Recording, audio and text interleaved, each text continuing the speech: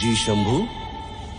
आबा साहेब, ये गुफा कब खत्म होगी आबा साहेब? ये गुफा कभी खत्म नहीं होगी शंभू, पर आपको रुकना नहीं है। नमस्कार दोस्तों, हाल ही में रिलीज हुई फिल्म छावा के माध्यम से संभाजी महाराज के बारे में लोग अधिक जानने लगे हैं।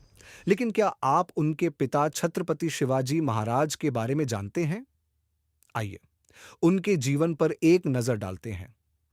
छत्रपति शिवाजी महाराज का जन्म 19 फरवरी 1630 को शिवनेरी किले में हुआ था।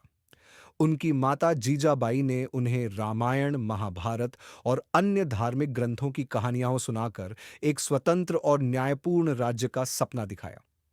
युवा शिवाजी ने इसी प्रेरणा से अपने अभियान की शुरुआत की। 16 वर्ष की आयु में शिवाजी ने पहला किला तोरणा पर विजय प्राप्त की। इसके बाद उन्होंने राजगढ़, सिंहगढ़, लोहगढ़ और पुरंदर जैसे महत्वपूर्ण किलों पर कब्जा किया। इन किलों की विजय ने मराठा साम्राज्य की नींव रखी और उनकी शक्ति को बढ़ाया। मुगल साम्राज्य के साथ शिवाजी का संघर्ष तब शुरू हुआ जब उन्होंने मुगलों के अधीनस्थ क्षेत्रों पर आक्रमण किए। 1657 में उन्होंने अहमदनगर और जुन्नार पर छापे मारे, जिससे मुगल सम्राट औरंगजेब क्रोधित हुआ। इसके परिणाम स्वरूप औरंगजेब ने अपने सेनापति शाइस्ता खान को शिवाजी को दबाने के लिए भेजा।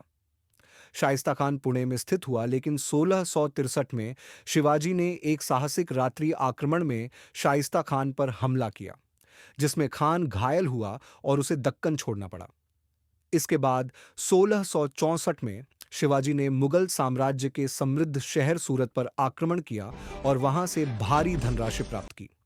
यह मुगलों के लिए एक बड़ा आघात था और शिवाजी की रणनीतिक क्षमता को दर्शाता है। 1666 में औरंगजेब ने शिवाजी को आगरा बुलाया, जहां उन्हें धोखे से कैद कर लिया गया। लेकिन शिवाजी ने अपनी चतुराई से एक योजना बनाई और मिठाई की टोकरियों में छिपकर वहां से भाग निकले। इस घटना ने उनकी बुद्धिमत्ता और साहस को और भी प्रसिद्ध किया। 1670 में शिवाजी ने सिंहगढ़ किले पर आक्रमण किया, जहां उनके वीर सेनापति तानाजी मालुसरे ने बहादुरी से लड़ते हुए प्राण न्योछावर की। इस विजय के बाद शिवाजी ने कहा,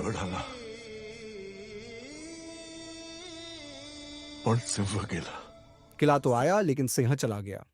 1674 में रायगढ़ किले में शिवाजी का राज्याभिषेक हुआ और वे छत्रपति बने। उन्होंने एक स्वतंत्र मराठा साम्राज्य की स्थापना की, जो धर्म, संस्कृति और न्याय पर आधारित था। शिवाजी महाराज ने अपने जीवन काल में मुगलों के खिलाफ अनेक युद्ध लड़े और अपनी रणनीति, गुरिल्ला युद्ध कौशल और नेतृत्व क्षमता से उन्हें कई बार पराजित किया।